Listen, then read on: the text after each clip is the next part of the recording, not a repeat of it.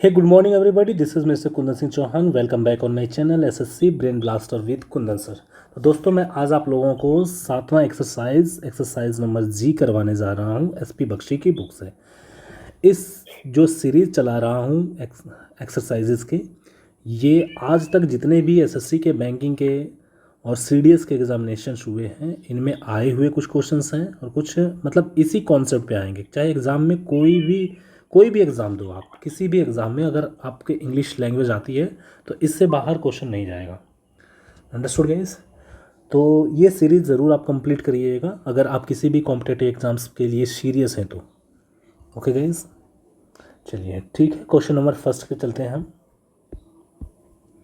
His tradition bound attitude. Tradition bound attitude का मतलब कि रूढ़िवादी टाइप का एटीट्यूड, मतलब जो पुरानी मान्यताओं पे बहुत ज़्यादा भरोसा करते हैं. Was a constant source of dissatisfaction among the young members of the family.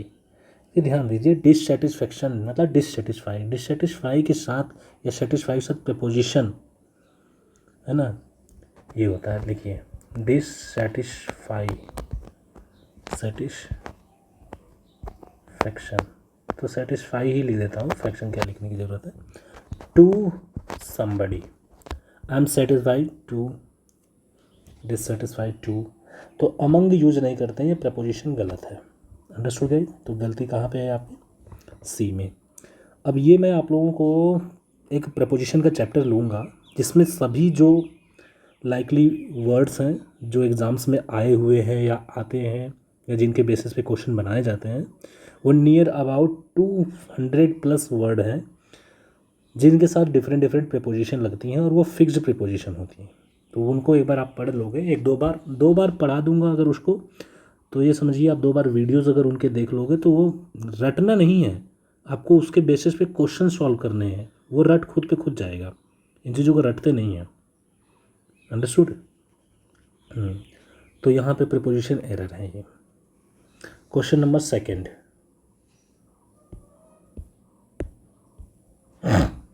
The two first to arrive were the lucky recipients of a surprise gift. है ना? The two first. एक चीज़ ध्यान दीजिएगा, एक एडजेक्टिव का, जैसे कि कभी ऑर्डिनल नंबर हो. ऑर्डिनल नंबर क्या होते हैं? जो ऑर्डर को शो करते हैं, ऑर्डिनल नंबर्स उनको बोलते हैं. कार्डिनल नंबर होते हैं जो काउंटिंग के लिए यूज करते हैं. कार्डिनल जैसे 1 2, ये हो गए 1 2, ये कार्डिनल नंबर होते हैं. ऑर्डिनल नंबर होते हैं फर्स्ट, FIRST, फर्स्ट, सेकेंड, ये ऑर्डिनल है. तो कभी भी अगर ऑर्डिनल और कार्डिनल नंबर दोनों एक ही जगह पे साथ में यूज करने हों तो हमेशा ध्यान दीजिएगा OC यूज करते हैं. मैंने ये रूल्स बनाया था, OBC से याद रखो, OBC. तो ये B हटा दो तो क्या बचता है आपके पास? OC. मतलब पहले ऑर्डिनल नंबर आएगा फिर कार्डिनल नंबर, मतलब ऑर्डर को दिखाने वाला, क्रम को दिखाने वाला पहले आएगा और काउंटिंग को दिखाने वाला बाद में आएगा. तो यहाँ पे देखिए 2 फर्स्ट लिखा है, तो इसमें फर्स्ट क्या ऑर्डिनल नंबर है, तो और 2 क्या है बाद में यूज किया जाएगा, जो कि काउंटिंग के लिए यूज किया जाता है, कार्डिनल नंबर. तो इसको रफ कर देता हूँ दोस्तों. तो यहाँ पे ये क्या है? उल्टा यूज कर रखा है इन्होंने. The 2 first to arrive. हम हिंदी में भी क्या बोलते हैं? पहले दो, है ना, लकी रेसिपिएंट, पहले दो. तो पहले शब्द पहले बोलते हैं, पहले की इंग्लिश क्या होती है? फर्स्ट. तो फर्स्ट का यूज पहले किया जाएगा. अंडरस्टूड? तो यहाँ पे गलती आपके इस सेक्शन में है. चलिए question number third. Adult suffering, देखो, suffering chicken pox can develop all kinds of complication, है ना. तो जो वयस्क लोग हैं चिकन पॉक्स से सफरिंग मतलब ग्रसित है, वो डेवलप कर सकते हैं क्या? हर तरह की कॉम्प्लिकेशन मतलब परेशानियाँ.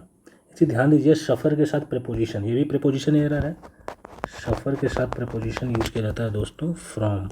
Suffer from any disease. अब यहाँ पे कोई डिजीज़ का नाम होगा, डिजीज़, बट इट, तो ये फ्रॉम यूज़ किया जाएगा. अंडरस्टूड? ये होगा. तो क्वेश्चन नंबर फोर्थ. अब ये देखिए, ये भी फिक्स्ड प्रीपोजिशन में आता है ना. काफ़ी बार एग्जाम में वर्ड आया हुआ है एक्यूज़. एक्यूज़ के साथ ऑफ यूज किया जाता है. डिस्पोज, बेचने के सेंस में जब डिस्पोज ऑफ करते हैं, पुरानी चीज़ें हो जाती है, तो इसके साथ भी प्रीपोजिशन ऑफ यूज किया जाता है. Danger, of, danger of something, है ना, इस तरह से यूज किया जाता है। डाई का मतलब मरना होता है, डाई ऑफ कोई बीमारी हो, लिख देता हूँ डिजीज़, कोई बीमारी हो तो डाई ऑफ, और डाई फ्रॉम कोई दूसरा कारण हो, किसी चीज़ की वजह से मर गए हैं तो डाई फ्रॉम कॉज, कॉज लिख देता हूँ, कोई अदर कारण हो तो। ऐसे में आपको प्रेपोजिशन जब चैप्टर पढ़ाऊँगा तो बहुत ही बेहतरीन चैप्टर और सबसे पूरे इंग्लिश लैंग्वेज में सबसे बड़ा चैप्टर है, तो इसके लिए टाइम भी ज़्यादा लगेगा, 7-8 घंटे की कम से कम एक मैराथन वीडियोस लेकर के आनी पड़ेगी जो पूरे के पूरे डिटेल्स में प्रेपोजिशन को कंप्लीट करे। तो ठीक है दोस्तों, मैं अभी फ़िलहाल इसको रफ़ कर देता हूँ, इनका याद कर लीजिएगा या नोट कर लीजिएगा जो अभी मैंने बताया। डिससेटिस्फाई भी लिख लीजिएगा यहाँ पे फिर से याद करने के लिए, असेंट लिख लीजिएगा। देखिए ASSENT, सहमत होना, इसके साथ भी प्रीपोजिशन टू आता है। एग्री टू, आप एग्री तो है ना, एग्री हो चाहे डिसएग्री हो, है ना, टू का यूज किया जाता है। इसी तरह सेटिस्फाई और डिससेटिस्फाई टू का यूज करेंगे। तो इनको आप नोट डाउन कर सकते हो, पॉज करके नोट डाउन कर लीजिएगा। चलिए क्वेश्चन नंबर कौन सा है, 4th। The well known pianist, piano बजाने वाला, द वेल नोन पियानिस्ट का मतलब प्रसिद्ध pianist, had to practice for several hours, काफ़ी घंटे अ डे, हर दिन काफ़ी घंटे प्रैक्टिस करनी पड़ती थी। Even after he rose to fame, प्रसिद्धि पाने के बाद भी, है ना, मतलब बहुत फेमस होने के बाद भी पियानिस्ट क्या करता था, हर दिन घंटों प्रैक्टिस किया करता था। प्रैक्टिस करना दोस्तों, है ना, अभ्यास करना। मैंने अभी इसके पहले सीरीज़ में मैंने बताया था कि कुछ वर्ड होते हैं दोस्तों, है ना, जिनकी स्पेलिंग चेंज हो जाती है वर्ब के रूप में, जैसे कि एडवाइस हो गया, CE जो होता है ये नाउन होता है, तो इसको नाउन की जगह पे लिखेंगे, नाउन होता है। और VISE ये वर्ब होता है, तो वर्ब की ज़रूरत है तो ये वाली स्पेलिंग यूज करेंगे, SE वाली, और CE वाली यूज करेंगे जब नाउन की ज़रूरत। इसी तरह से एक्सरसाइजेस में भी यूज़ किया जाता है। और ये एग्ज़ाम में क्या आया है इसमें, प्रैक्टिस, हाँ प्रैक्टिस में भी ये क्या है, वर्ब, CE है वर्ब, और ये प्रैक्टिस CE ये है नाउन। तो ध्यान दीजिए टू यूज किया है ना, टू के बाद क्या आती है, वर्ब की फर्स्ट फॉर्म आती है, तो इन्फिनेटिव बनता है, टू प्रैक्टिस होगा, प्रैक्टिस, अंडरस्टूड। इन्फिनेटिव लिखना है ना हमें कि उसको हैड टू, आप जब पढ़े होगे ग्रामर तो उसमें हैड टू का यूज़ किया जाता है पास्ट की कंपल्सन दिखाने के लिए, मजबूरी, ज़रूरत के लिए, तो हैड टू यूज़ किया जाता है। हैड टू के बाद वर्ब की फर्स्ट फॉर्म आती है, तो वर्ब की फर्स्ट फॉर्म आती है, लेकिन इसने यूज क्या किया है, नाउन यूज कर रखा है यहाँ पे, ये नाउन नहीं आएगा, यहाँ पे क्या आएगा, प्रैक्टिस, PRACTISE आएगा, ये अंडरस्टूड है। ये सही है, ये पास्ट में यूज किया है, हैड भी पास्ट में है, यानी सिचुएशन पास्ट की बताई जा रही है, तो ही राइज की जगह रोज होगा, जो कि करेक्ट है। गलती हो सकती थी, यहाँ पे राइज लिख देता तो गलत हो जाता, यहाँ पे प्रैक्टिस कर देता, ये सही कर देता, और यहाँ पे टेंस में गलती दे देता, लेकिन उसने वर्ब में गलती दिया है, अंडरस्टूड गाइस। तो इसको रफ कर देता हूँ। इसी तरह से बात का भी होता है, जैसे हम नहाने के लिए स्नान करना होता है ना, BATH, ये नाउन होता है, स्नान होता है। जब ये यूज करेंगे तो हम कहते हैं टेक बाथ, BATH, और बेथ यूज करते हैं BATHE, जब ये ई यूज कर देते हैं ये वर्ब होता है, तो इसके साथ हमें टेक लिखने की कोई ज़रूरत नहीं है, क्योंकि ये ऑलरेडी वर्ब है, तो ये टेक की कोई ज़रूरत ही नहीं है। रफ कर देता हूँ, आप इसको भी नोट कर लीजिएगा। चलिए थोड़ा कॉफ़ी पी लेता हूँ। Question number 5। The prime minister was asked, prime minister से पूछा गया, to write a foreword to the book नोएरा। फॉरवर्ड, देखिए फॉरवर्ड जो होता है वो तो प्रेपोजिशन होता है, तो ए का यूज उसके साथ पहले किया ही नहीं जाएगा। किताब का फॉरवर्ड लिखना, अच्छा किताब का फॉरवर्ड नहीं होता है दोस्तों, ये फॉरवर्ड होता है, FORWARD, ये होता है फॉरवर्ड। इसका मतलब होता है प्रीफेस। आपने देखा होगा कि हर किताब के पहले उस किताब की इंट्रोडक्शन दी होती है कि वो किताब किस चीज़ के बारे में है, तो उसको क्या बोलते हैं, प्रीफेस बोलते हैं, या इंट्रोडक्शन बोलते हैं, इंट्रोडक्शन बोलते हैं। मतलब ये दोनों, ये सभी आपस में क्या है, सिनोनिम्स ही हैं समझो। इंट्रोडक्शन बोलते हैं और एक वर्ड प्रीएम्बल भी बोलते हैं इसी को ही, प्रीएम्बल। और भी कुछ एक वर्ड आएंगे तो मैं बता दूंगा। और फॉरवर्ड तो बोलते ही हैं, है ना, फॉरवर्ड। फोर का मतलब पहले होता है ना, फॉरवर्ड होता है। इसको रफ कर देता हूँ। तो यहाँ पे गलती क्या है, फॉरवर्ड के जगह पे क्या यूज़ किया जाएगा, फॉरवर्ड। ऐसी गलती मतलब मिलती जुलती वर्ड की गलती हो जाती है। जैसे जहाँ पे ज़रूरत है फार्दर की, कई बार फार्दर का मतलब दूरी के सेंस में किया जाता है, किसके लिए, डिस्टेंस के लिए। और एग्ज़ाम में आपको दे देगा फर्दर, फर्दर का यूज किया जाता है क्वांटिटी के सेंस में, एडिशन के सेंस में, मतलब और अधिक, इसका मीनिंग होता है और अधिक या कुछ और। तो एडिशन के सेंस में किया जाता है, कैसे, एडिशन के सेंस में, मतलब मात्रा बताने के लिए कि कितनी क्वांटिटी है किसी चीज़ की। Got it guys. तो ऐसी भी गलतियाँ आ जाती हैं। अब कहीं पे मान लीजिए यूज करना है हमें एक्सेप्ट, और वहाँ ने एक्सेप्ट यूज़ कर दिया, ACEPT, इसका मतलब स्वीकार करना है, इसका मतलब होता है इनको छोड़ करके, समझ में आया। कहीं पे यूज करना है बिसाइड, बिसाइड का मतलब बगल में होता है, और यूज करना एग्जाम में कर दिया बिसाइड्स, S लगा दिया। बिसाइड्स का मतलब होता है उसके साथ साथ, साथ साथ का मतलब उसको इंक्लूड करके, इसका मीनिंग होता है इंक्लूड के सेंस में, इंक्लूड। जैसे कि मैं रोटी के साथ साथ अचार भी लाया हूँ, है ना, I bring chapati along with, है ना, पिकल्स यूज कर सकते हैं, या अलोंग विद की जगह पे हम besides pickle I bring chapatis, मतलब कि पिकल के साथ साथ मैं रोटी भी लेकर के आया। Understood guys. तो ये बिसाइड का वो सेंस है। अब मैं अपने भाई के बगल में बैठा था जब मूवी देख रहा था, तो इसका क्या होगा, आई वॉज सिटिंग बिसाइड, अब ये वाला बिसाइड यूज होगा बिना S वाला, तो बिसाइड, है ना, I was sitting beside my brother while watching the movie in theatre. Understood guys. तो इन चीज़ों का ध्यान रखिएगा। इस टाइप के एरर को हम बोलते हैं उससे होमोनिम्स के एरर, मतलब करेक्ट यूजेज ऑफ वर्ड्स हैं। ऐसे बहुत सारे वर्ड्स हैं, आगे आपको प्रैक्टिस कराते रहूँगा तो उसमें बताते चलूँगा।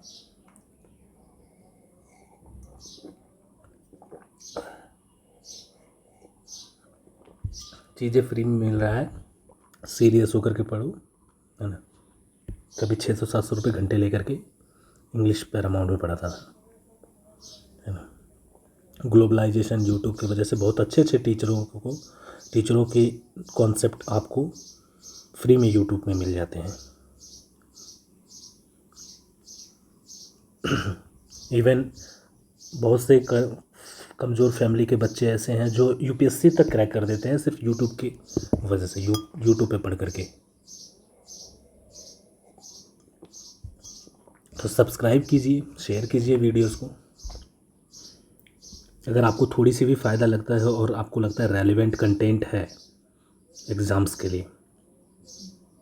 चलिए नेक्स्ट क्वेश्चन देखते हैं। I must compliment you on your good manners and your impeccable behaviour. Compliment का मीनिंग होता है किसी को कॉन्ग्रेचुलेट करना। यार कॉम्प्लीमेंट की जो सिनोनिम्स होता है ये क्या होता है, कॉन्ग्रेचुलेट करना, कॉन्ग्रेचुलेट करना, बधाई देने के सेंस में, है ना। हमें आई मस्ट, मुझे करना ही चाहिए, क्या करना चाहिए भाई, कॉम्प्लीमेंट करना चाहिए यू, आपके अच्छे मैनर्स के कारण। और दोनों के साथ ध्यान रखिएगा प्रीपोजिशन ऑन यूज की जाती है, दोनों एरर है, सेंटेंस करेक्ट है। आगे चलते हैं। फॉर यूज करेगा एग्जाम में तो वो वहाँ पे एरर आ जाएगी, समझना। The young man from Japan found the ascent of the mountain hard going. कहने का मतलब है कि जापान के जो यंग लोग हैं वो, है ना, पहाड़ी की चढ़ाई को बहुत ज़्यादा डिफ़िकल्ट पाए। ध्यान दीजिए, पहाड़ की चढ़ाई की बात कर रहा है, ये असेंट होना चाहिए, ASCENT, और उन्होंने लिखा क्या है, ASSENT। इस असेंट का मीनिंग होता है दोस्त सहमत होना, और इस एसेंट का मीनिंग होता है ढलान, चढ़ाई। अंडरस्टूड? तो ये दोनों ध्यान रखिएगा। इसके साथ प्रीपोजिशन टू आती है, तो मैंने पहले भी बताया है, डिससेटिस्फाई के टाइम पे भी मैंने बताया था एसेंट एग्री करना होता है, एग्री के साथ भी प्रीपोजिशन टू आती है।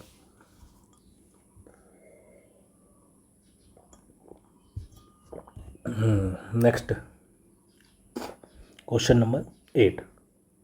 तो यहाँ पे चेंज कर लीजिएगा, ये वर्ड है एसेंट। मैंने बताया था ना कुछ और वर्ड है, कंप्लाइस, ACECOMPLISH। इसका मतलब होता है परफेक्ट के सेंस में, कंप्लीट करना। इसका मतलब होता है किसी चीज़ को कंप्लीट करना। अगर वर्ब के लिए यूज़ किया गया है तो इसका मीनिंग होता है कंप्लीट। और मान लीजिए अकम्प्लाइश यूज कर दिया, LICE, तो इसका मतलब होता है ना सह अपराधी, मतलब हेल्पर इन क्राइम, जो क्राइम में हेल्प करने वाला होता है।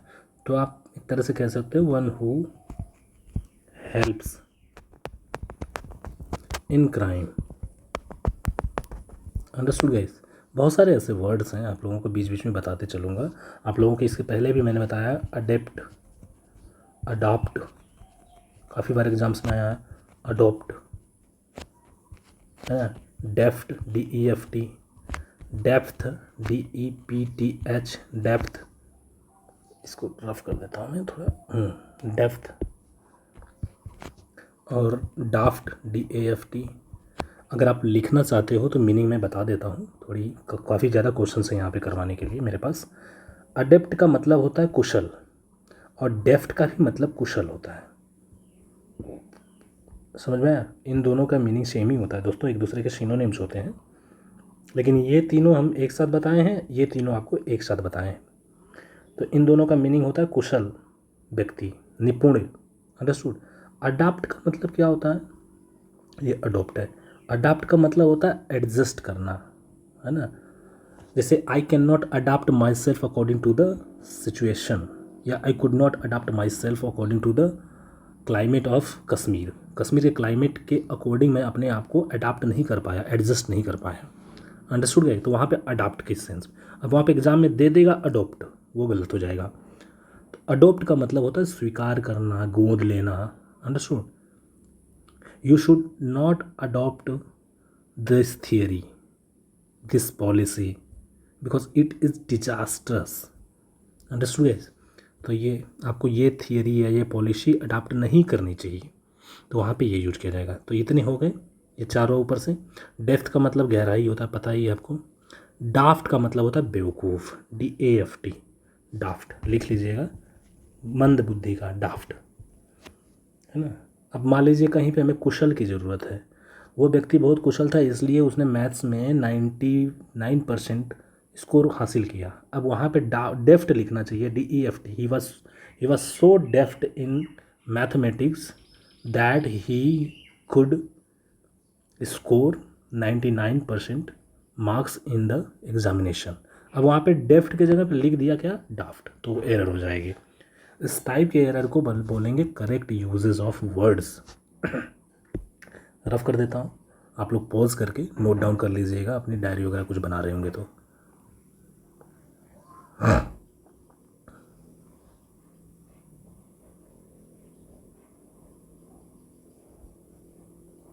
नेक्स्ट, ये क्या हो गया, क्या हुआ?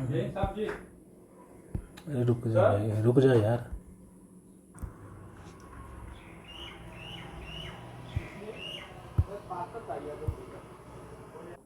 चलिए, ये हो गया दोस्तों असेंट। यहाँ पे क्या यूज किया जाएगा, ascent, ASCENT। Even today it is incredulous to think that men have walked on the moon. हालांकि आज भी, ये क्या बोल रहा है, आज भी ऐसा सोचना, है ना, एक अविश्वसनीय है कि इंसान मून पे वॉक कर चुके हैं। ये चीज़ ध्यान दीजिएगा, इनक्रेडिबल यहाँ पे यूज किया जाएगा। इनक्रेडिबल मतलब अनबिलीवेबल, इसका मतलब क्या होता है, unbelievable,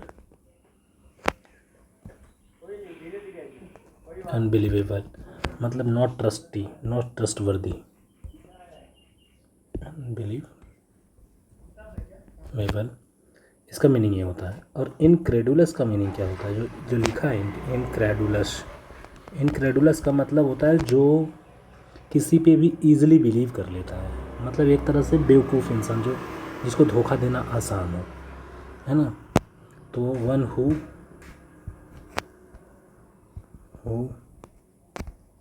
beliefs easily on anybody, ये होता है इनक्रेडुलस। ये होगा इनक्रेडिबल।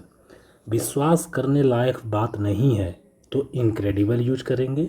इनक्रेडुलस होता है मतलब किसी इंसान के लिए यूज किया जाता है कि कोई इंसान ऐसा है, वो ऐसा व्यक्ति है जो किसी पे भी विश्वास आसानी से कर लेता है, इसलिए लोग उसको धोखा दे देते हैं। He is so incredulous person that's why he got cheated all the times. Incredulous, understood guys. एक और वर्ड होता है क्रेडिट। अब इनक्रेडिबल का जो उल्टा होगा, अपोजिट जो होगा, एंटोनियम्स लिख देता हूँ, ये क्रेडिबल होगा, मतलब विश्वास के लायक। ये होता है विश्वास के ना लायक, इनक्रेडिबल, अविश्वसनीय। और ये हो गया विश्वसनीय, क्रेडिबल। और एक और वर्ड होता है क्रेडिटेबल। दोस्तों ये भी काफ़ी बार आया हुआ है, क्रेडिटेबल। क्रेडिटेबल का मतलब होता है दोस्तों प्रशंसनीय। तो इसका इसकी मीनिंग से, इनके मीनिंग से कोई लेना देना है। इसका मतलब होता है प्रशंसनीय, कमेंडेबल। कमेंडेबल, लाउडेबल, कमेंडेबल मतलब प्रशंसा के लायक, प्रेज वर्दी। और इसका सिनोनिम्स आप लिखना चाहोगे तो प्रेज वर्दी, अंडरस्टूड गाइस। प्रेज वर्दी, कमेंडेबल, दिस ऑल वर्ड है ना, this 3 words will be synonyms with one another. And यहाँ पे इनकी तो मीनिंग मैंने पहले बता रखी है। बहुत सारी अभी चीज़ें पढ़ानी है, एक ही क्वेश्चन में ज़्यादा टाइम चला जाएगा, इसलिए आप इसको यहीं पे स्टॉप करिए और नोट डाउन कर लीजिए डायरी में।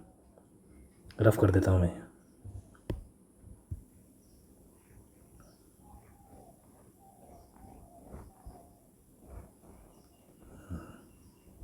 देखिए, गलती फर्स्ट में एसेंट की है इनकी, सेकंड में इनक्रेडुलस की जगह इनक्रेडिबल होगा, गलत लिख रखा है वर्ड्स को, इनक्रेडिबल। और यहाँ पे होगा एसेंट, ASCENT, है ना।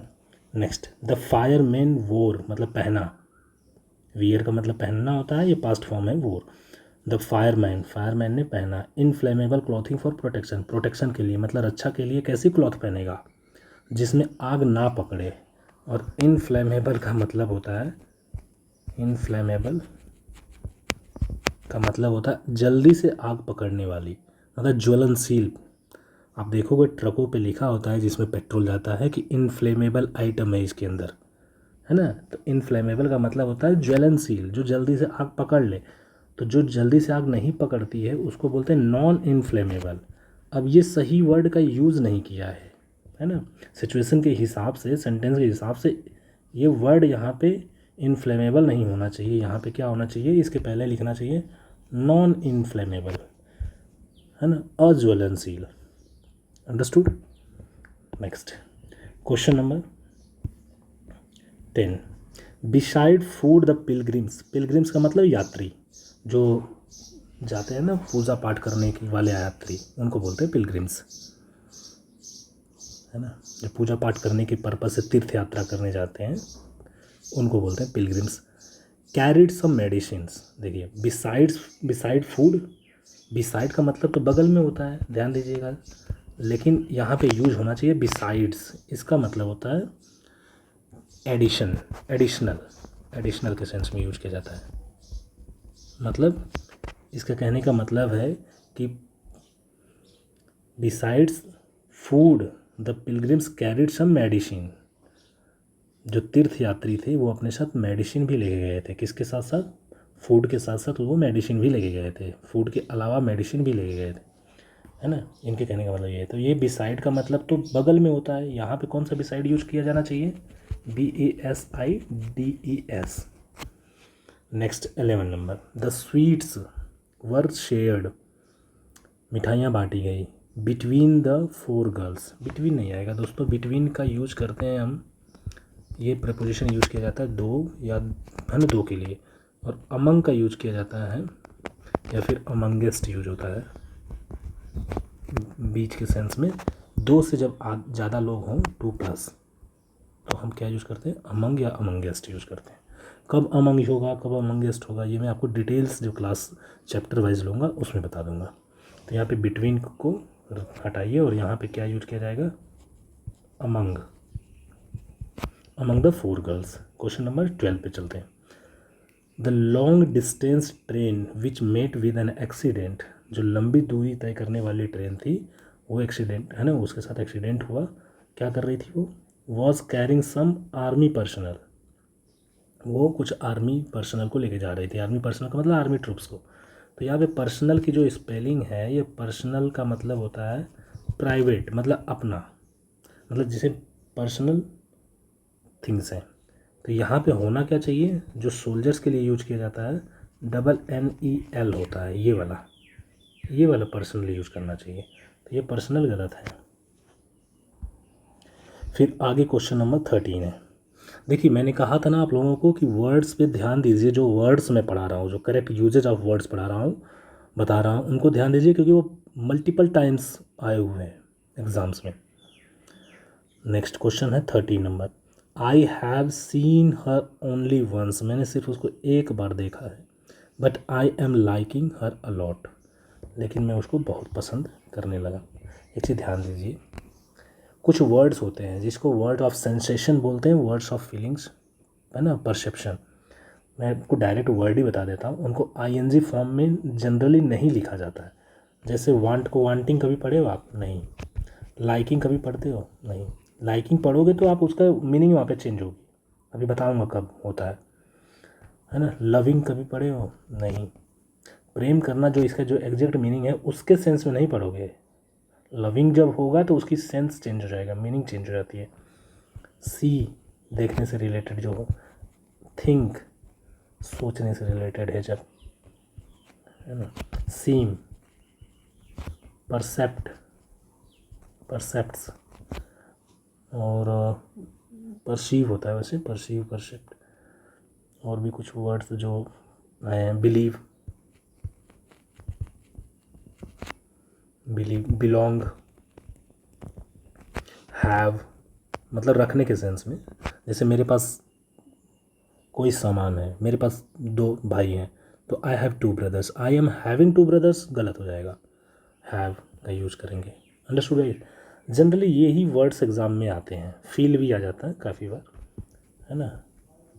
फील ING लगता है फील के साथ, बट उसका सेंस अलग होता है। मैं बताऊंगा आपको, जब ये वर्ड परसेप्शन के सेंस में सेंसेशन के लिए यूज किए जाते हैं, है ना। टेस्ट एक और वर्ड होता है, बीच बीच में याद आ जा रहा है मेरे को, टेस्ट। स्मेल वर्ड भी आता है, काफ़ी बार एग्जाम में आया हुआ है, टेस्ट TE, है ना। ये वर्ड्स के साथ ING का यूज़, मतलब इनको प्रोग्रेसिव सेंटेंस में नहीं लिखेंगे, मतलब कंटिन्यूअस में नहीं लिखने चाहिए, कंटिन्यूअस सेंटेंस में नहीं लिखने चाहिए। जैसे कि आई एम लाइकिंग यू गलत होगा, आई लाइक यू सही होगा। अंडरस्टूड, है ना। मुझे लगता है कि वो चोर है, अगर मैं बोल रहा हूँ कि मुझे लग रहा है कि वो चोर है, चाहे हिंदी में कुछ भी बोलूँ, लेकिन इंग्लिश में क्या बोलूँगी, I feel something fishy about her, है ना। मुझे उसके बारे में कुछ फिशी, फिशी का मतलब होता है डाउट, डाउट हो रहा है। अंडरस्टूड है। I feel he is thief. चलिए, आई एम लविंग यू, है ना। जब से मैंने आपको देखा है मुझे आपसे प्यार हो गया है ना, या मैं आपसे प्रेम करता हूँ, तो आई एम लविंग कभी भी ING फॉर्म में इसको यूज नहीं करेंगे। कुछ एक जगह होगा तो वो मैं आपको बताता हूँ कि लविंग कैसे होता है ना। लविंग का वहाँ पे सेंस बदल जाता है। थिंक के साथ भी ING का यूज नहीं करना चाहिए जनरली, कंटिन्यूअस टेंस में ING यूज कर सकते हो, लेकिन कंटिन्यूअस टेंस में नहीं, कंटिन्यूअस टेंस यूज नहीं करोगे आप। अब यहाँ पे क्या यूज किया है इसने, कंटिन्यूअस टेंस में यूज किया है। देखिए, हैविंग ब्रोकन द ग्लास, है ना, हैविंग ब्रोकन द ग्लास। अब हैव को ING फॉर्म में लिखा तो यहाँ पे ज़रूर है।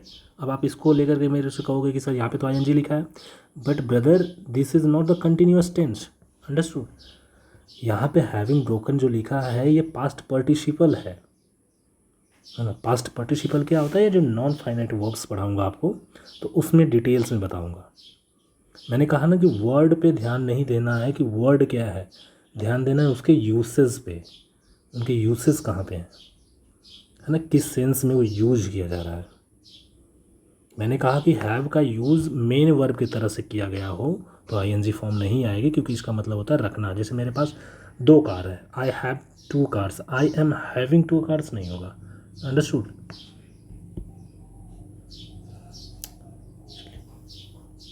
रफ कर देता हूँ, इनको नोट डाउन कर लीजिएगा।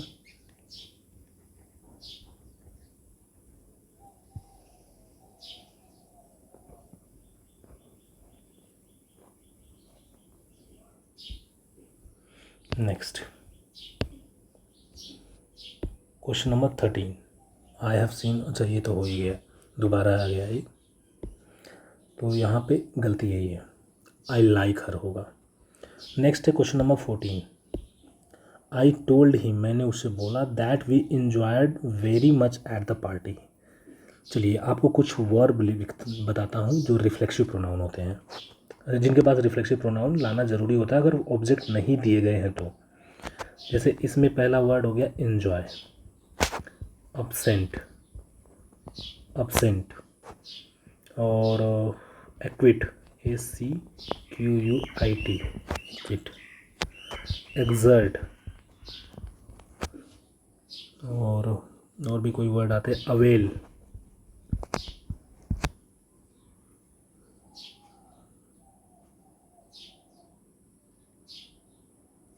और कोई वर्ड जो इससे रिलेटेड आया हो, एंजॉय आ चुका है कई बार एग्जाम्स में, एक्सर्ट भी आया हुआ है।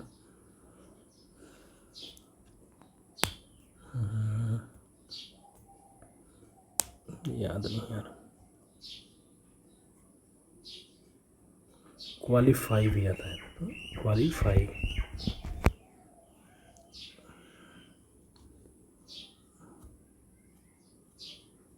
अडॉप्ट या एडजस्ट, दोनों की मीनिंग तो सेम ही है। ये वर्ब के बाद, ये ट्रांजिटिव वर्ब है, टीवी लिख देता हूँ शॉर्ट फॉर्म में, ट्रांजिटिव वर्ब है। अब ट्रांजिटिव वर्ब के बाद ऑब्जेक्ट आना ज़रूरी होता है ना। लेकिन अगर ऑब्जेक्ट नहीं दिया है तो क्या करेंगे, जो इसके पहले, ये वर्ब है तो इसके पहले सब्जेक्ट होगा कुछ। अगर ये ऑब्जेक्ट नहीं दिया गया है तो इसी सब्जेक्ट को यहाँ पे ऑब्जेक्ट बनाएंगे।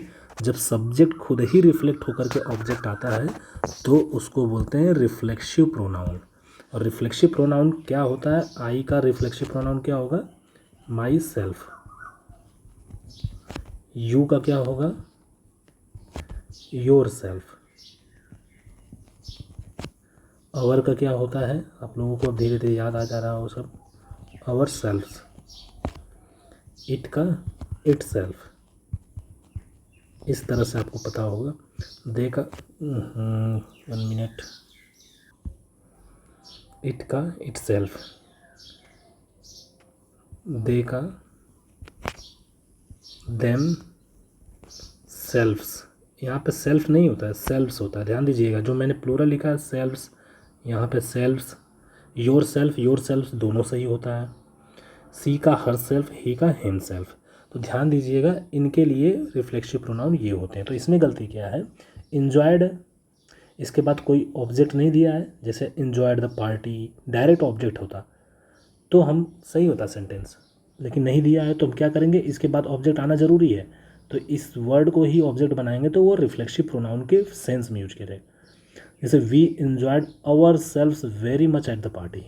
Understood guys. तो इसमें गलती है आपकी इस पार्ट में। Question number 15, John is working very hardly as the examination are fast approaching. John बहुत बहुत मेहनत कर रहा है, क्योंकि देखो एग्जामिनेशन क्या है, बहुत तेज़ी से आगे बढ़ रहा है, मतलब बहुत तेज़ी से आ रहा है पास में। तो जॉन क्या करेगा, बहुत ज़्यादा मेहनत करेगा। हार्ड और हार्डली में यही डिफरेंस होता है बच्चों। हार्ड का मतलब होता है बहुत ज़्यादा मेहनत करने वाली चीज़ें, जिसमें ज़्यादा मेहनत की यूज हो। हार्डली एक नेगेटिव वर्ड है। हार्डली का मतलब होता है ना के बराबर, है ना। I work hardly at my home, मैं मुश्किल से अपने घर पे काम करता हूँ, मतलब कि मैं काम करता ही नहीं हूँ, है ना। आई वर्क वेरी हार्ड का मतलब है कि मैं बहुत मेहनत करता हूँ। तो यहाँ पे एग्जामिनेशन पास में आ रहा है तो वो क्या करेगा, काम करेगा ना, तो नेगेटिव वर्ड यूज ही नहीं करेंगे। यहाँ पे क्या होगा, वर्किंग वेरी हार्डली नहीं होगा, वेरी हार्ड होगा। तो यहाँ पे हार्ड लिखा जाएगा दोस्त। रफ कर देता हूँ मैं, इनको रफ कर देता हूँ।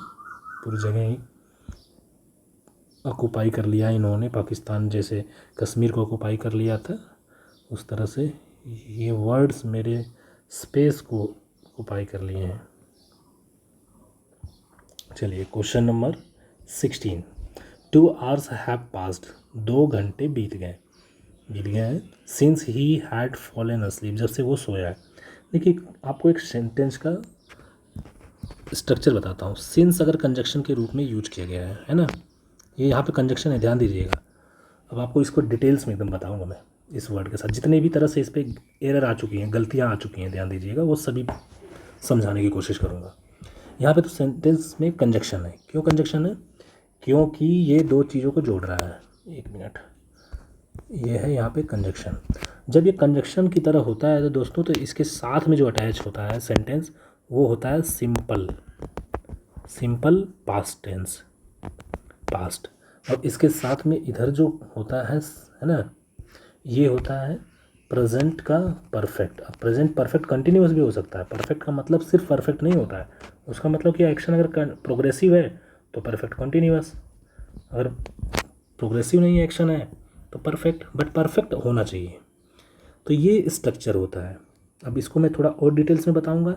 तो ये समझिए कि सब्जेक्ट प्लस हैज़ या हैव प्लस वर्ब की third form plus since plus दूसरा सेंटेंस, तो इसमें सब्जेक्ट प्लस वर्ब की सेकंड फॉर्म आएगी। और ऑब्जेक्ट होगा तो लिखेंगे, नहीं होगा तो नहीं लिखेंगे। तो ये स्ट्रक्चर यूज किया जाना चाहिए, है ना। ये आप नोट डाउन कर लीजिए स्ट्रक्चर को। अभी तक मैंने जब से वो सोया था, जब से वो सोया था कितने घंटे पास हो गए हैं, कितने घंटे बीत गए हैं, 2 घंटे। तो सिंस देखिए पहला तो परफेक्ट में है प्लस वर्ब की थर्ड फॉर्म है, सही है ये यहाँ तक। सिंस भी सही है, सिंस के साथ सिंस कंजक्शन के रूप में यूज किया जा सकता है, ये मैंने बताया। अब यहाँ पे इसकी मीनिंग क्या होती है, इसका मीनिंग होता है फ्रॉम व्हेन। इसकी जो मीनिंग होती है वो मैं बता रहा हूँ, फ्रॉम व्हेन, है ना। सिंस का यहाँ पे मीनिंग ये कंजक्शन के रूप में है। तो यहाँ पे ये वाला सेंटेंस जो है ये पास्ट, सिंपल पास्ट नहीं होकर के ये परफेक्ट है। तो यहाँ पे हैड फॉलन नहीं होगा, यहाँ पे ही फेल अस्लीप होगा। क्या होगा, ही फेल अस्लीप। पास्ट सिंपल में यूज किया जाएगा सेकेंड फॉर्म में। अंडरस्टूड गाइस, तो गलती क्या है, ये है। अब मैं आपको सिंस के बारे में थोड़ा पढ़ा देता हूँ। ये तो हो गया एज अ कंजक्शन। सिंस किसी सेंटेंस में कैसे कैसे यूज किया जा सकता है वो मैं बता देता हूँ आपको।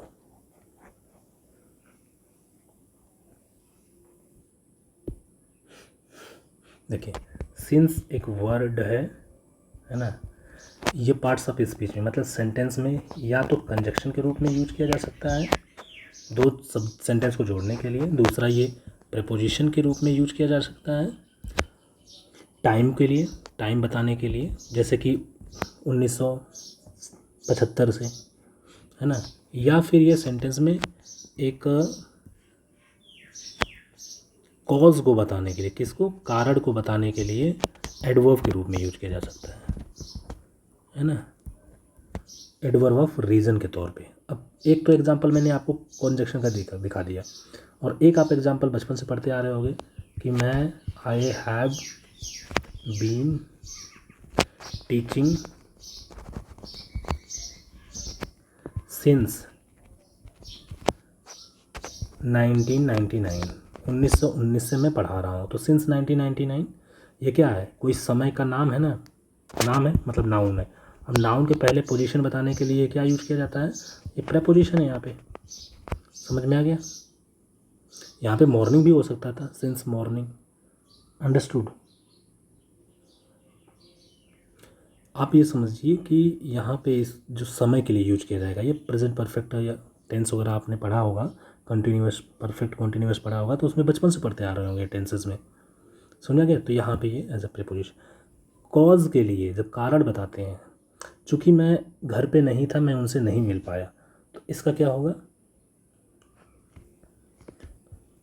Since I was not at home,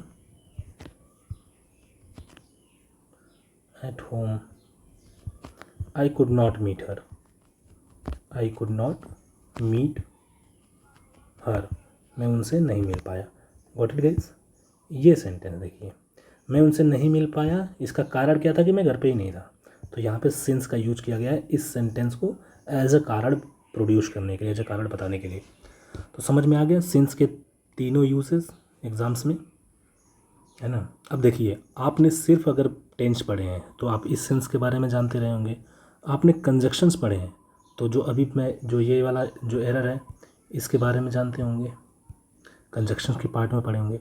आपने एडवर्ब नहीं पढ़े हैं तो एडवर्ब जब पढ़ोगे तब इसमें, इसीलिए कहते हैं कि जो इंग्लिश लैंग्वेज है, जब तक आपको कंप्लीट नॉलेज नहीं होगी उस चीज़ पे, तो आप एक ही क्वेश्चन में वो गलती किसी भी तरह से कर सकता है, कोई भी पार्ट्स ऑफ स्पीच से कर सकता है।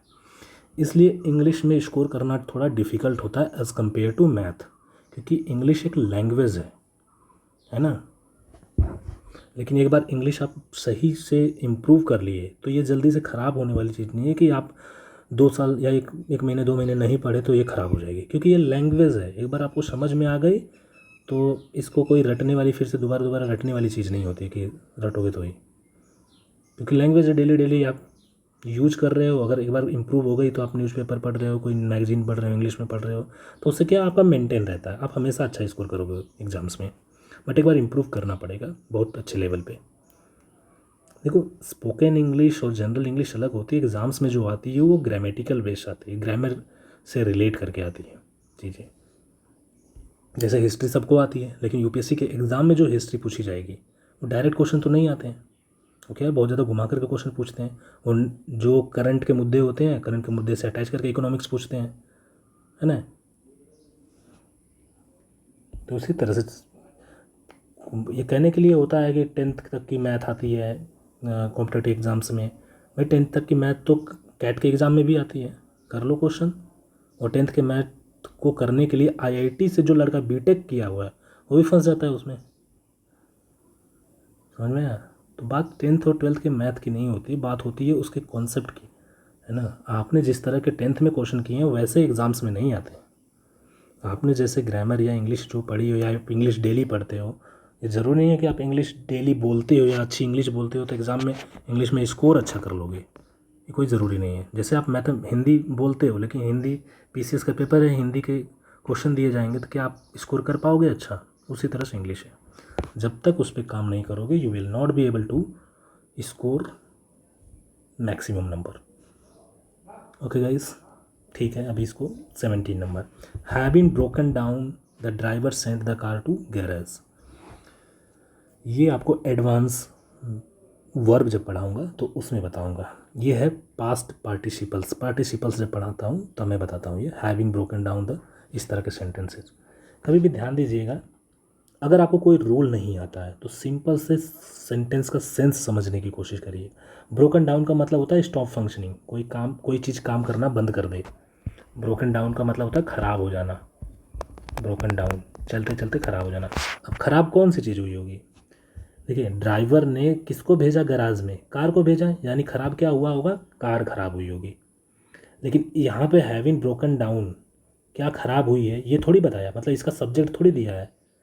तो यही है कि इस सेंटेंस में मिसिंग है। Understood guys? Having broken down the car sent the car to garage, the driver sent the car to garage, driver ने कार को गैराज में भेज दिया, यानी इस सेंटेंस में सब्जेक्ट क्या होगा?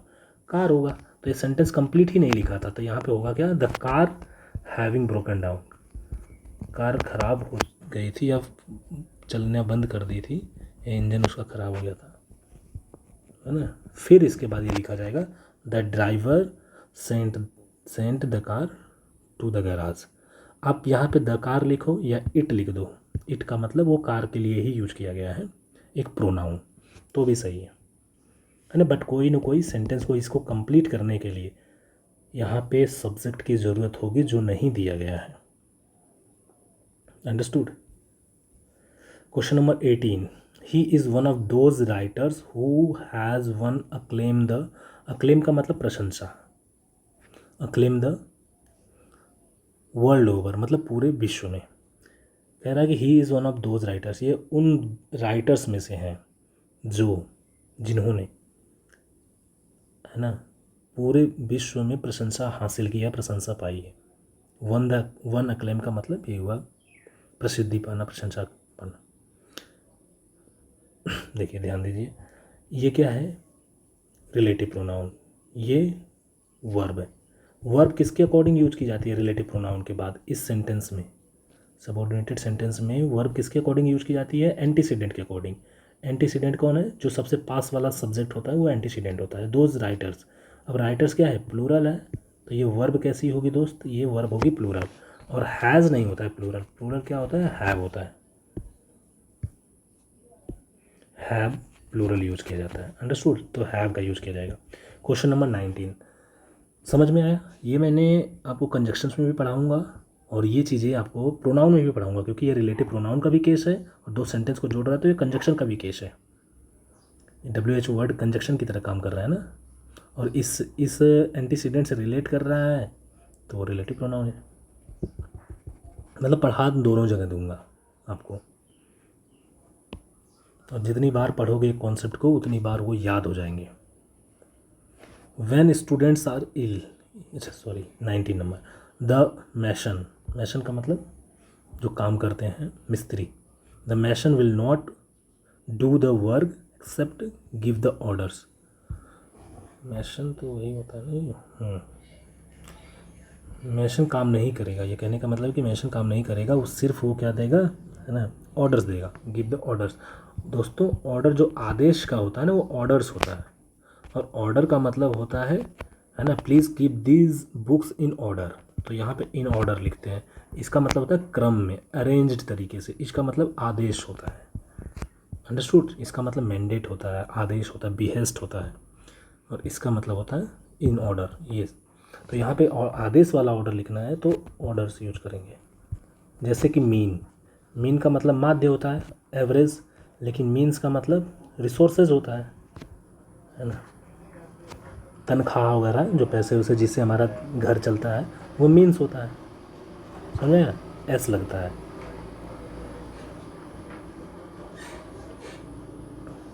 जैसे और कलर का मतलब दोनों स्पेलिंग सही होती, OUR हो या OR हो, बस ये अमेरिकन इंग्लिश में OR यूज किया जाता है, OUR जो LOUR यूज किया जाता है वो ब्रिटिश इंग्लिश में यूज किया जाता है, बस ये अंतर है। और कलर्स, ये मान लीजिए ये है कलर्स S। देखिए ये प्लूरल नहीं लिखा जाएगा अगर रंग की बात की जा रही है कि कितने कलर हैं, है ना, लेकिन अगर बात आपके बिहेवियर की जा रही है ना, ट्रू बिहेवियर होता है इसका मतलब। ऐसे बहुत सारे वर्ड्स मैं आपको बता सकता हूँ जो S लगाने से उनकी मीनिंग चेंज हो जाती है ना। ये कब पढ़ाऊँगा मैं आपको, नाउन के पार्ट में, जब नाउन में आपको वर्ड्स के बारे में बताऊँगा तो, ठीक है। तो ऑर्डर नहीं लिखा जाएगा, ऑर्डर्स लिखा जाएगा। रफ कर देता हूँ दोस्तों।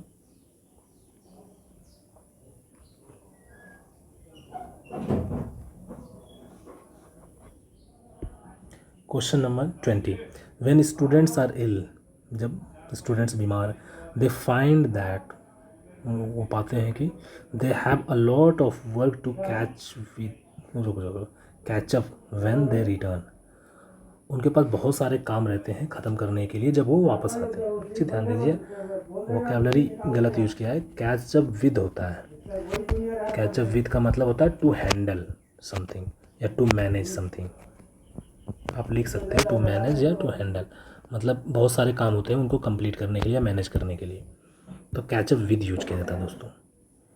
ये वोकैबुलरी एरर है, ये इसको मैं आपको जब आपको प्रेपोजिशन पढ़ाऊँगा तो फ्रेजल वर्ब बताऊँगा, फ्रेजल वर्ब है ये गलत फ्रेजल वर्ब यूज कर दिया था। Next question number 21, question number 21 है दोस्तों, scarcely did I reach the airport, मुश्किल से ही मैं एयरपोर्ट पहुंचा, नर्वस एंड द टेंस, अच्छा बहुत ज़्यादा नर्वस और टेंस माहौल में मैं मुश्किल से ही पहुंचा था airport. Then the plane took off मतलब प्लेन उड़ गई। लिविंग में स्ट्रैंडेड, स्ट्रैंडेड का मतलब होता है फंस जाना। इन एन अलाइन प्लेस, एक एक कतार में, है ना, मेरे को छोड़ करके ट्रेन उड़ गई। स्ट्रैंडेड लिख लीजिएगा, जो चीज़ नहीं आती है आपको आप वोकेबलरी। स्ट्रैंडेड का मतलब होता है गॉट स्ट्रक, गॉट स्ट्रक, कहीं पे भीड़ भाड़ में फंस जाना, गॉट स्ट्रक, टी है दोस्तों जी। तो इसमें गलती क्या है, आपको मैंने बताया था स्कार्सली के साथ दोस्तों व्हेन यूज किया जाता है और नो सूनर आता है तो इसके साथ देन यूज किया जाता है। और दूसरी क्या गलती होती है, ये पास्ट में है तो ये भी पास्ट में होना ज़रूरी है, लेकिन इसके साथ सिंपल पास्ट यूज किया जाता है। आगे ठीक है, सिंपल पास्ट, और ये तो सिंपल पास्ट रहता है, ये दोनों में सिंपल पास्ट यहाँ पे रहता है। आप एस पी लिख देता हूँ, है ना, ज़्यादा जगह नहीं है, सिंपल पास्ट। यहाँ पे जो होता है स्कार्सली के साथ जनरली यूज किया जाता है पास्ट परफेक्ट, मतलब हैड प्लस वर्ब की थर्ड फॉर्म आती है, हैड, फिर सब्जेक्ट आता है, फिर वर्ब की थर्ड फॉर्म आती है, लेकिन ये सिंपल पास्ट में ही यूज किया जाता है। यानी डिड आ सकता है इसके साथ, did plus subject plus verb की फर्स्ट फॉर्म। तो अब देखिए कि क्या चेंजेस करने होंगे। स्कार्सली आया है, सही है, तो यहाँ पे देन ना आकर के वेन आएगा, क्योंकि स्कार्सली के साथ क्या यूज किया जाता है, मैंने लिखा है ना वेन, तो वेन आता है, पहली चीज़ ध्यान दीजिएगा। या तो इसको चेंज करोगे। दूसरी चीज़ है कि ये सिंपल पास्ट यूज किया गया है, यानी गलती आपकी इस सेक्शन में ही है, तो हम क्यों ना स्कार्सली को हटा करके यहाँ पे नो सूनर यूज कर दें, पूरा सेंटेंस ही करेक्ट हो जाएगा। अंडरस्टूड। तो no sooner did I reach the airport nervous and tense, जो ही मैं बहुत नर्वस और टेंस स्थिति में एयरपोर्ट पे पहुंचा, त्यों ही प्लेन क्या कर गई, टेक ऑफ कर गई। Understood guys. Next question number 22। अच्छा, लिविंग में स्टैंडर्ड इन एन अलायन प्लेस, मेरे को एक जगह पे फंसे हुए छोड़ करके। चलिए तो इसको रफ कर देता हूँ।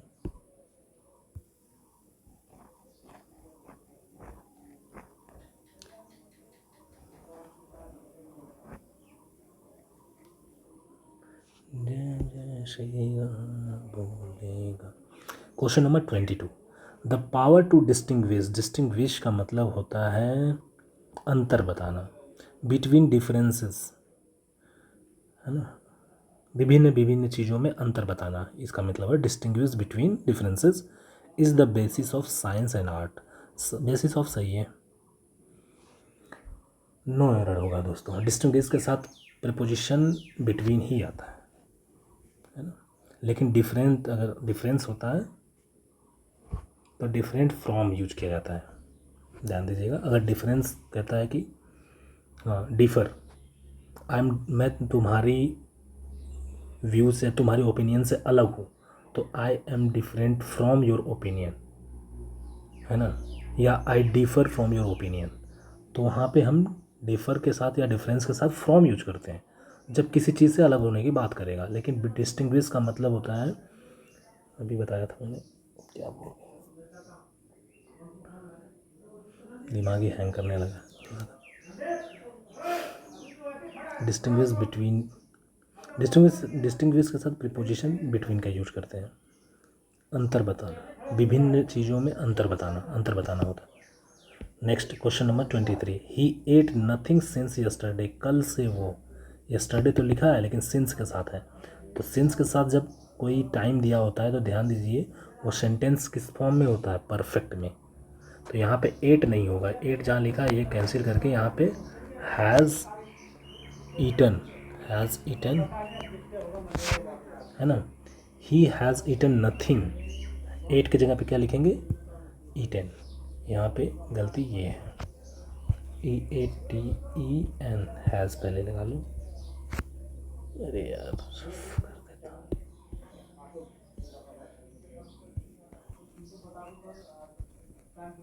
Has eaten. Question number 24। An experimental vaccine has, चूतिया है, an experimental vaccine has brought glimmer of hope, glimmer of hope का मतलब आशा की किरण, फॉर मलेरियल रिसर्च, मलेरिया से रिलेटेड रिसर्च के लिए।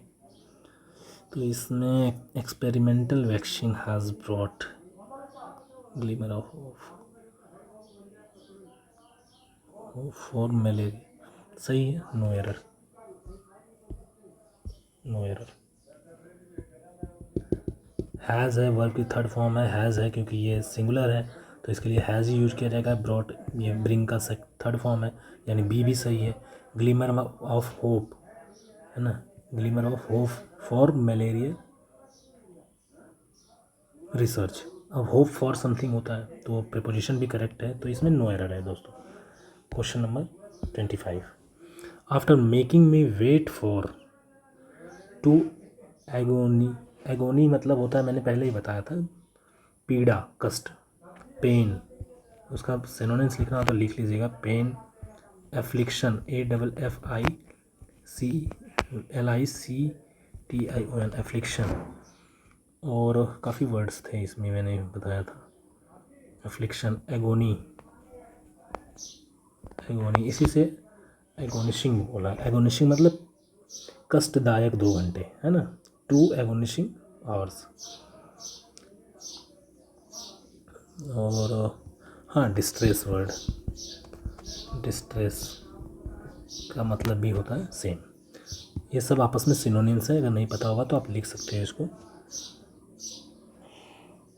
चलिए, after making me wait for 2 agonising hours, है ना, मुझे 2 कष्टदायक घंटे इंतज़ार कराने के बाद, the great man called me in and asked me, है ना, है ना, महान व्यक्ति ने या प्रसिद्ध व्यक्ति ने मुझे बुलाया और मुझसे पूछा, what do I want, sorry what, कि तुम्हें क्या चाहिए। अब देखिए, व्हाट का यूज बीच में किया गया है तो व्हाट एक कंजक्शन के तौर पे है, और कंजक्शन के तौर पे WH वर्ड होता है, तो इसके बाद जो सेंटेंस आता है वो सिंपल फॉर्म में लिखा जाता है।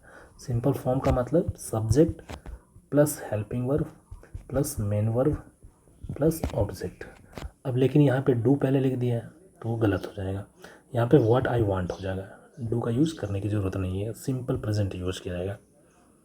अंडरस्टूड, क्योंकि यहाँ पे क्वेश्चन मार्क भी नहीं है देखो, क्योंकि व्हाट के साथ हेल्पिंग वर्ब वाला जो कंडीशन होता है कि यहाँ पे डू आएगा फिर आई वांट आएगा, तो वो क्वेश्चन मार्क भी लगा होता है उसमें, क्योंकि वो इंटरोगेटिव सेंटेंस होता है। तब वहाँ पे व्हाट जो वर्ड होता है वो एक कंजक्शन नहीं होता है, यहाँ पे बीच में यूज किया गया है यानी कंजक्शन है, और कंजक्शन के बाद जो सेंटेंस आता है वो सिंपल फॉर्म में यूज किया जाता है। Understood guys. तो यहाँ पे मैं आपके 7वां एक्सरसाइज था ये जी, जो कि कंप्लीट होता है। नियर अबाउट 1 घंटे लग गए आपको सिर्फ 25 क्वेश्चंस बताने में, लेकिन ये 25 क्वेश्चंस में मैंने आपको 100 क्वेश्चंस के कॉन्सेप्ट बता दिए हैं, है ना, जो उससे रिलेट करने वाले क्वेश्चंस होते थे उनके मैंने काफ़ी ज़्यादा कॉन्सेप्ट बताए हैं। Understood guys. चलिए, तब तक के लिए bye bye, take care, have a good day. पूरा जान लगा दीजिए एग्ज़ाम्स के लिए आप लोग।